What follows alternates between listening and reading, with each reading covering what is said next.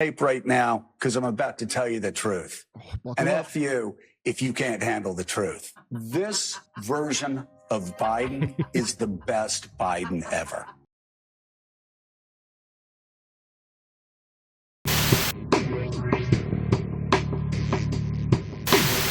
So let's remember that Douglas Murray wrote this book, Neoconservatism and Why We Need It.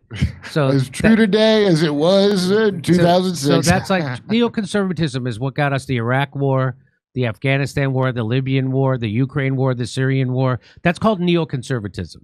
Okay. And so Douglas Murray, coincidentally, for all those wars, even though he's an expert and he has an accent. So he got his ass handed to him, and he decided to go to the New York Post, anyway, he went to the New York Post, which is a joke of a newspaper in New York. But anyway, they don't do not everything they do is bad. And they printed an op-ed by him, and it's called Douglas Murray, so-called Israel-Hamas-Ukraine war experts spew false info on Joe Rogan's podcast. There has to be a standard. So that's just the headline's just a lie, and there is no standard in journalism. There's no standard. There has to be a standard. How about you start with a standard for journalism?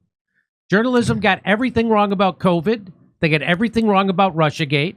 They get everything wrong about the Iraq War, the Libyan War, the Afghanistan War, and the Ukraine War. They still won't tell people how it started and why. They got everything wrong. Everything. They got the biggest story of their life wrong, COVID. They got ivermectin wrong. They got the vaccine transmission contraction wrong. They got where the virus came from, who funded the virus. They got everything wrong. They got lockdowns wrong. They got masks wrong. There wasn't a thing they didn't get wrong. You know who got it right? Joe Rogan Show. Joe Rogan Show. You know who got Russiagate right? This show. And you don't have to be an expert to know when someone's lying. You don't have to be an expert to know when the war machine is lying. And all I have to do is use my common sense and my BS detector. And so this is the establishment media and the Zionists losing. This is the neocons losing the argument. And so they want to shut people up by saying you don't get it right to say anything. We have to impose some standards. There's no standards when it comes to the establishment corporate journalism. There's zero standards. They lie as they breathe. They lie, but there isn't a thing they haven't lied about COVID. There isn't a thing they didn't lie about Russiagate. There isn't a thing they didn't lie about January 6th. There isn't a thing they haven't lied about when it comes to Ukraine war, the Iraq war, the Libyan war, the Syrian war. The Afghanistan war was 20 years of straight lies, as the Afghan papers reveal. So this idea that the corporate media has some sort of standards is a lie. They lied to you about ivermectin. They lied to you about hydroxychloroquine. There isn't a thing they don't lie about. And they lied to you about Joe Rogan. They colored his face green to make him look sicker than he was when he beat COVID. They lied to you about Dr. Robert Malone. They lied to you about Peter McCullough. They lied about everybody and they smear everybody. The people who are the liars are Dr. Fauci, Peter Hotez, and the corporate media. So he wrote this, and we're just going to go through it. This is what I would call strike three for Douglas Murray. So they're scrambling because they know they got exposed. They're scrambling. And so he runs and writes this thing. And again, Dave Smith's big argument on Joe Rogan's show was, engage me in the argument. Quit telling me I'm not an expert. If I'm not an expert, you should be able to wipe the floor with me. Or teach me something. So, Mr. Expert? Having not spoken to Joe since the wars in Ukraine and Israel started, I'd become increasingly irked that the guests he has had on have been almost entirely anti-Ukraine and anti-Israel. Okay, that's not true. Joe's had on plenty of people. Elon Musk. Is there a bigger cuck to Israel than Elon Musk? He's had him on. He had Trump on, for F's sake. Two of the biggest cucks to Israel in the world. Rich Voss gave him a paper mat. Right. He's had on plenty of people. He's also had on Brett Weinstein. He's had on Eric Weinstein. He's had all these people. And I didn't even, that's out just off the top of my head. That's just off the top of my head. Oh, how about Gad Sad? He's out on Gad Sad. That's another guy off the top of my head. 1000% Zionist. I thought it was pronounced Ga'ad Sa'ad. However you name it. However. I don't know how you say it. So, and so he's just lot. So that's just a lie. He starts off by arguing for people to tell the truth with a huge lie. Many of the latter, in particular, the latter meaning the anti-Israel, are not just vindictively and maliciously anti-Israel, as opposed to the people who are anti-Hamas and anti-Palestine. Okay. But have been spewing claims that are demonstrably false. Well, then show us the claims that they're spewing. Quit saying that's all they do. I know for a fact Dave Smith ain't malicious, and Ian Carroll, I've never seen him say anything remotely. In fact, they all have qualifiers out the ass before they tell you these things. That's right. So get back to this. He says, many are also people who are simply in no way expert, is what they are talking about. Well, Douglas, you're not an expert in anything. You have an undergraduate degree in English Lit. And you got every war wrong. You're not an expert on anything. You're wrong about Iraq. You're wrong about Ukraine. You're wrong about, I'm sure. Could you look up, Steph, to see if Douglas Murray, if he was pro-Libya and pro-Syria? I bet he was. I'm going to bet 1,000% he was. One of these is comedian who goes by the name of Dave Smith. Why do you want to make people hate you even more by talking in such a condescending manner? Wait, he goes by the name. How about one of these is comedian Dave Smith? He goes by the name. He says he is. Is he suggesting that Dave, like Bibi Netanyahu, has 4 different social security numbers with 4 different names? Are you suggesting, Douglas, that just like every Israeli prime minister changed their name to sound less European because they're not from Israel? Because they're not from the region? Every Israel prime minister has changed their name. So you don't know that they're actually European and they're not Semites. Claiming some Jewish ancestry. Dave, you mean he claimed? You wouldn't say that about anybody else. Claiming some Jew. He doesn't claim. His mother and father are Jewish. Like Bill Maher? He has spent Bill Maher is half. Even Bill Maher. He doesn't meet the rules, but his dad was Jewish, his mom was Catholic. It's if your mom was Jewish. Yeah, Dave Smith, more Jewish than Bill Maher. But he would never say that about Bill Maher. He would never say Bill Maher, who claims some Jewish ancestry. He would never say that. Bill Maher's mother, Catholic. He thinks he's trying to make it like Dave Smith's or Whoopi Goldberg. Yes, exactly. He has spent the 18 months since October 7th being very unfunny indeed. What? Indeed. You've never been. Have you ever been to one of his comedy shows? Never? You've never been? Yeah. Have the courtesy to have been to his comedy show. The courtesy. According to Grok, Douglas Murray has been nuanced when it came to Libya. There's no nuance. So he was wrong about it. His writings and public statements provide insight into his views, often shaped by his broader and the rise of. He's concerned about the rise of Islamism. Let's break it down. Yes. He has not directly stated a pro-war stance on Libyan intervention, but critics have accused him of downplaying or whitewashing the consequences of Western involvement. In his book, The Strange Death of Europe, Immigration Identity, Murray discussed the migration waves into Europe, including that were triggered by the Libyan War. Anyway, so yes. So specifically, he has decided, this is back to the article, specifically Dave Smith had decided to spend his time going around by the way, so he's been very unfunny indeed. Have you ever been to one of his comedy shows? You've never been? Wouldn't you at least have the courtesy to attend one of his comedy shows? If you're going to opine on his comedy saying it's unfunny indeed? You've never been. Where's my fainting couch? You've never been to Dave's stand-up shows? Specifically, he has decided to spend his time going around the podcast world sounding off about Israel. He has a job called podcasting that he made a successful show that people like. You jerk off. Nobody even read your stupid book about why we need neoconservatism. That's why I had to dig it up and repost it now. In the process, he largely cites people like him.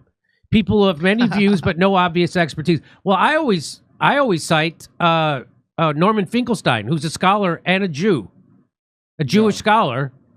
And I also, Chris Hedges, who's also a scholar, who lived in Gaza, who's been there and reported there.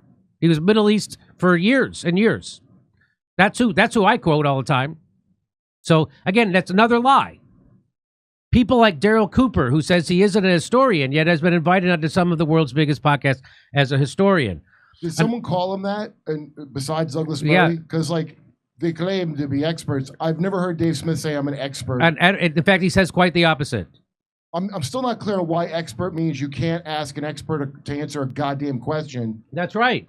I thought I'm supposed to have dumb questions, and an expert, because they're not dumb, has the answer. So here, but I'm not aware of this thing that I can't talk about it. Well, here's where he punches himself right in the dick as hard as he could.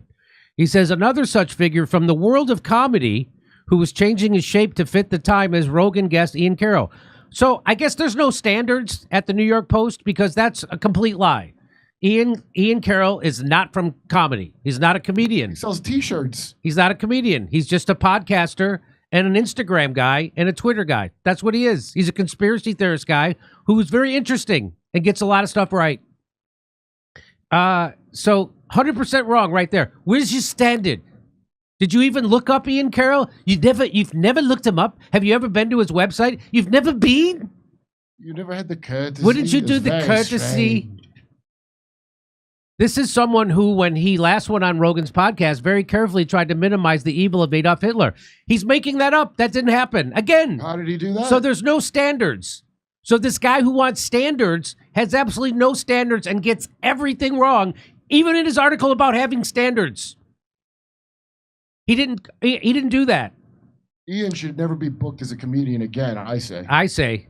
Outrageously and completely falsely, Carroll claimed that in the 1930s, Hitler had kept his anti-Semitism down. He didn't do that. Ian Carroll didn't do that. Why is he saying? What is? He's complete. Well, he's conflating what's that guy's name? Daryl Cooper, and he's lying about what Daryl Cooper said.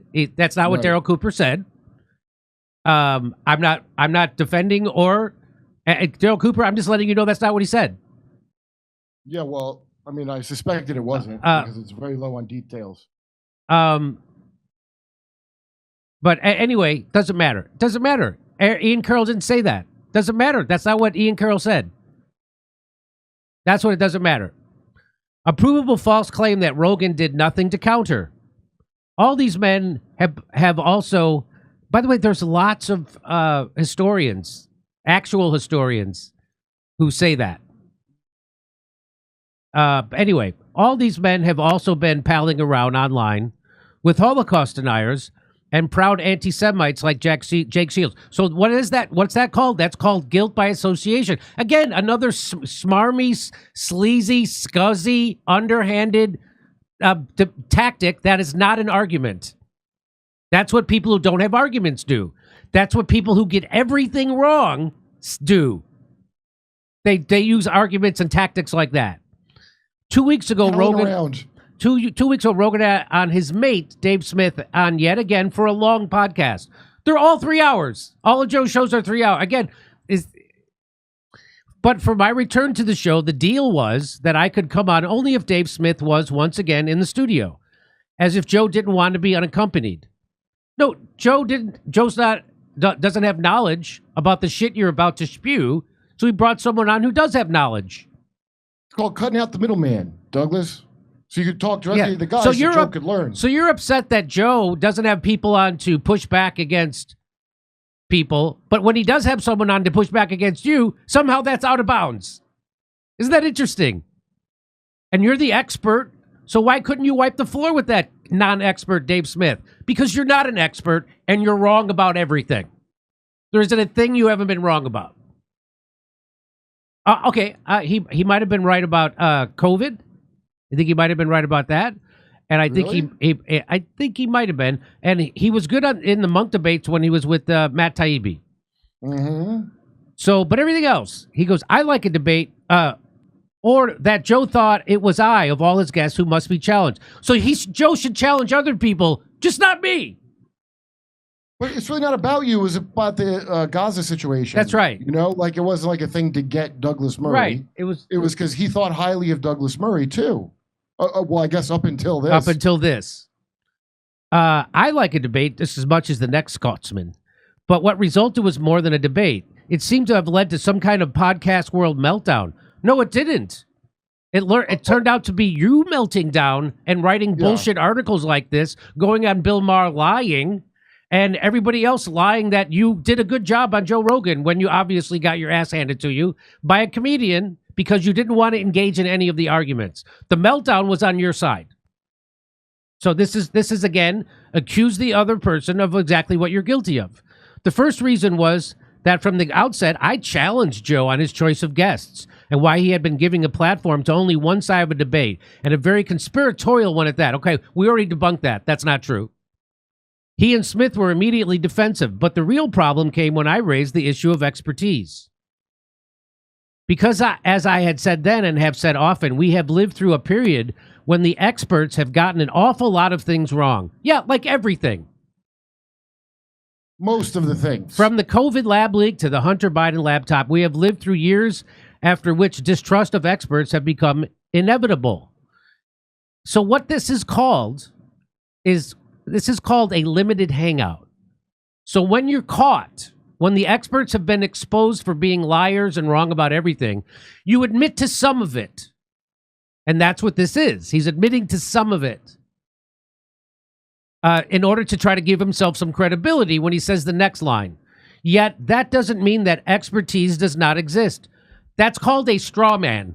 No one is claiming that expertise does not exist. There's no such thing as that, Jimmy. There's no one. That's like Bigfoot. Yeah, straw man. So that's called the straw man. No one's arguing that point. So again, he won't ever engage in actual arguments, and then he creates straw men to argue against. That's one of them. It does not mean that a comedian can simply hold himself out as a Middle East expert. Dave does not do that. That's another straw man. Straw man, wrong about everything. This is the way Douglas Murray argues. And should be listened to as if he has any body of work. Don't need to have a body of work to have an opinion. His body of work is better than yours, Doug. That's right. His body of work actually turns out to be better than Douglas Murray's body of work. His body of work is that we need neoconservatism. But what are you talking about? It does not mean that someone who says they are not a historian but who practices false history should be cited as a historian. This point seems to rile both Smith and Rogan. You mean that you're making shit up? Yeah. Practices false history? It appears. What does that mean? Again, quit. All he does is make accusations about what people are doing. He never engages in the arguments. It appears to have riled their audiences even more. Yeah, because if you look at the comment section of Joe Rogan's episode with you, every single one of them hated your guts and saw through you. Because many people seem to think that what I mean is that they are not allowed to have an opinion. That is wrong. I think they are. No, you're wrong. You're just not allowed to tell anyone. Yeah, they're not allowed to go on shows and talk about it. You can have an opinion. Just keep it to yourself. Keep it inside. Certainly don't go on a podcast and say that. And say it. The thing you think. It's just that there should be a price to pay for spreading bullshit. Yeah, and you're paying that price right now because you're the one who spread bullshit about the Iraq war, about the Israeli-Gaza conflict, about Ukraine, and about your debate on Joe Rogan's. You're the one spreading the bullshit, and you're paying a price for it right now. And of course, you do that thing. You accuse the person, your opponent, of the thing you're guilty of. You know, Jimmy, I would have liked to hear his bullshit about Gaza, and they never got to it. That's right. We had to listen to his other bullshit. And part of that price that you have to pay is that you should be called out. Well, people are calling you out. That's what's happening. Oh, what a price. If I had gone on Rogan's podcast and held myself out as an expert in MMA fight, this is the worst analogy ever. I suspect he would have noticed. If I had kept making mistake after mistake and shown ignorance piled upon ignorance, I think he'd say, hey, you don't seem to be very knowledgeable about this, and he'd be right. Yes. Guess what you didn't do? You didn't go on and exhibit your expertise. as Joe would have in an argument with you about MMA. Joe would have exhibited he wouldn't have to keep saying that I'm an expert and you're not. He would have just exhibited his expertise and revealed you as knowing nothing. You didn't do that to Dave Smith. Dave Smith didn't make a mistake after mistake after mistake, and you weren't because you didn't expose him for making those mistakes because you're not an expert and you're an expert in being wrong about it. So why is it hard to grasp that something similar applies in other areas? Because that's all bullshit what you just said. If you have expertise, you don't go around telling people I have expertise.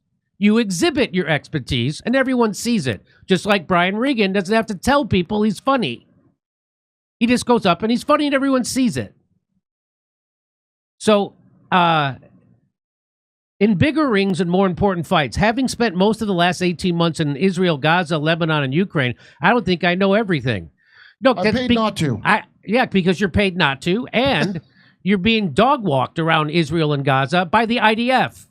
You're given a Potemkin village view of what's actually happening there. And who are you talking to?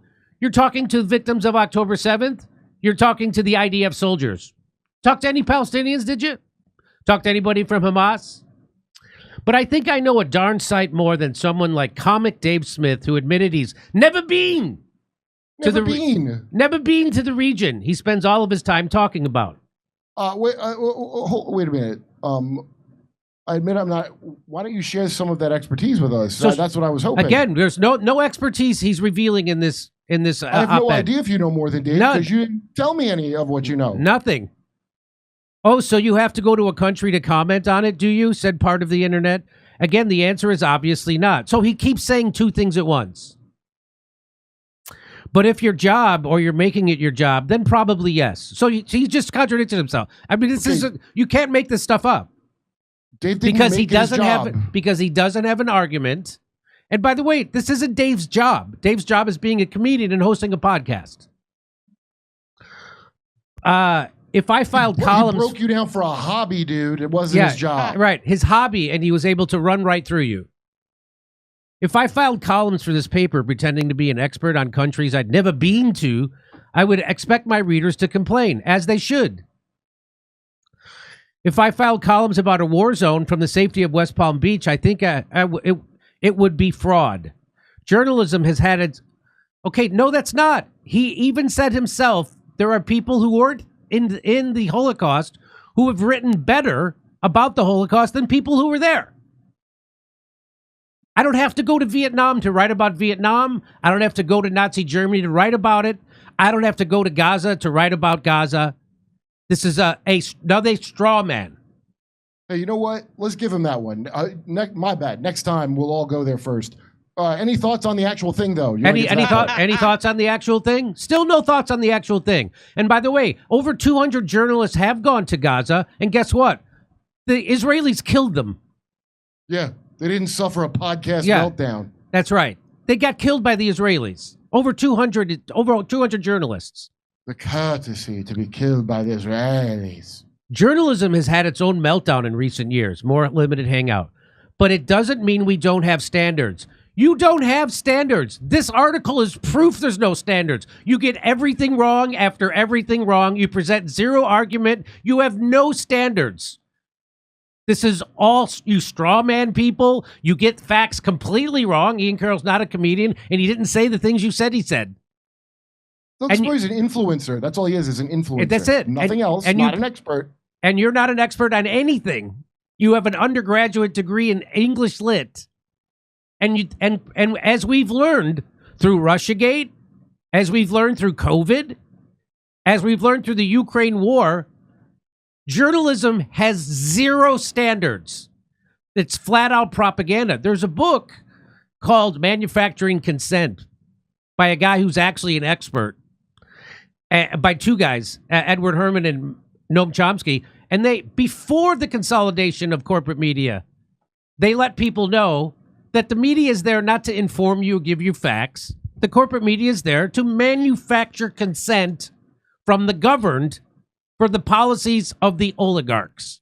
That's what corporate media, that's why we have a show. That's why Joe Rogan's show is popular. That's why the Gray Zone has a show. Because corporate media has no standards. And they're there to manufacture consent. Much though that might amaze some people, I am amazed that you pretend that corporate media has standards. And if they do have standards, what are those standards? He doesn't tell you. Just like he doesn't argue anything or tell you what Dave Smith got wrong. Oh, now you're a standards expert? What the standards are in the new media, especially on podcasts, is being worked out. There are no standards. People get to say what they want. You know what the antidote to bad speech is? More speech. But there must be some. There must be some standards in podcasts. What he's implying there is there must be some censorship.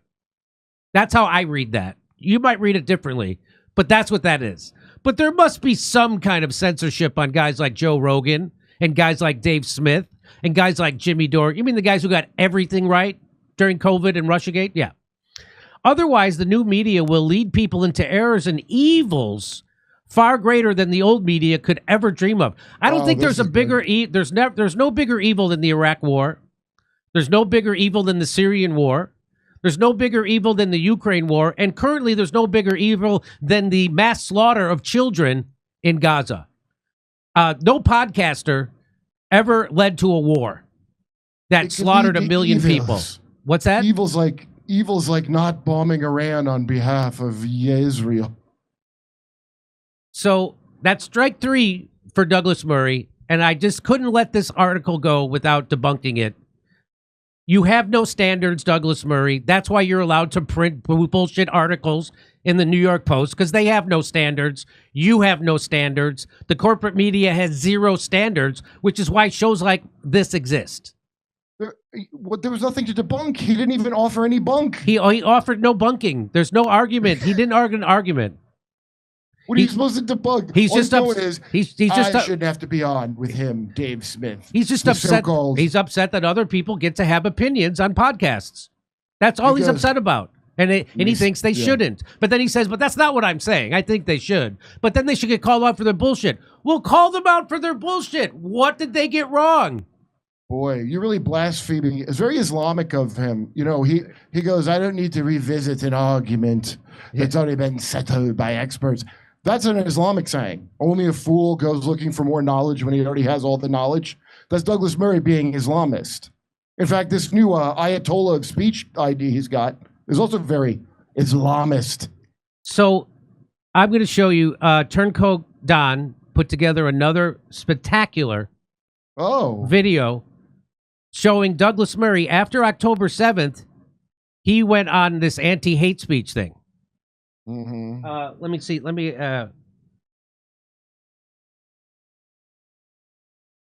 cut this part out. On October 7th, after October 7th, Douglas Murray became a free speech warrior that started the Emergency Coalition Against Hate. So he was out there. So he was once he was a free speech warrior. After October 7th, much like all the people at the Daily Wire, or most of them, they flipped. Mm-hmm. And then they weren't for free speach. Now they're for deporting people. Now they're for censorship and deporting people over their free speech. So Turncoat Don does a great job. Watch this. Almost every campus in America, the major ones certainly, are filled with instances like this of Jewish students being harassed. So he's upset about people's free speech. And he thinks they should be censored and arrested even. You think I'm kidding? Watch this. Stand in Britain with a Hamas flag. You should not be allowed to be free. We should not. So if you stand in Britain with a Hamas flag, you should not be allowed to be free. Or a British flag, it turns out. This is the free speech warrior. Yeah. Okay, so let me stop starting it. Almost every campus in America, the major ones certainly, are filled with instances like this of Jewish students being harassed. If you stand in Britain with a Hamas flag, you should not be allowed to be free. We should not have to put up with people marching through our streets. You should be arrested, have your citizenship withdrawn. They're not policing the law. So they shouldn't have to put up with people saying things that he doesn't want to hear. That's what Mr. Free Speech Warrior Douglas Murray just said. We shouldn't have to put up with hearing things that we don't want to hear. Meaning, Wow. I hate pro-Palestinian protesters, so I shouldn't have to hear them, and they should be arrested. Wow, That's what he said. Genderqueer, non-binary, woke liberal of him. Very much. No, have your citizenship withdrawn. They're not police. And you should have your citizenship withdrawn. If you say should be things, consul, if you say Jimmy. things and have political opinions that I don't agree with. Hey, more. The law. No, I understand. Otherwise, we wouldn't have all of these videos of people inciting violence on the street. You should not be given the right to insult and to taunt. You shouldn't Wait, be allowed to what? insult and taunt. What a reversal. I thought he was What a 180. Yeah, this sounds Take it, Muslims. We can draw your guy. This sounds like every woke trans activist, LGBTQ, that we all push back against. Yeah, well, Hamas killed wokeness because our first wife Israel's back, and That's they're right. the best at it, baby. And here we are. Point of having a law if you can't police. Tell me about this emergency coalition against hate. So he started an emergency coalition against hate, where he wants to revoke your citizenship. You should be arrested for expressing political opinions, and you shouldn't be allowed to insult and incite. Oh, that should cut down on the hate. So you know who actually spoke out against Douglas Murray saying those kind of things? Turns out it was Douglas Murray. Yeah. Here we go. People are just deciding anything I don't like, I will perceive to be a crime against my particular group of people. And this is a whole industry now. It's an industry in the law. It's an industry in the police. People competing to be the most offended person. People competing to be the most offended. That's exactly Douglas Murray after October 7th. This is why we have the competition Olympics of offendedness.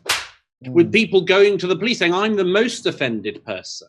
Oh. But we've got a lot more people on the side of free speech who actually loathe these censorious bullies, who loathe their priggishness, their boringness, their bullyingness, their endless vapidity and stupidity, their tendency to say that we have to educate themselves when they seem to have no knowledge at all.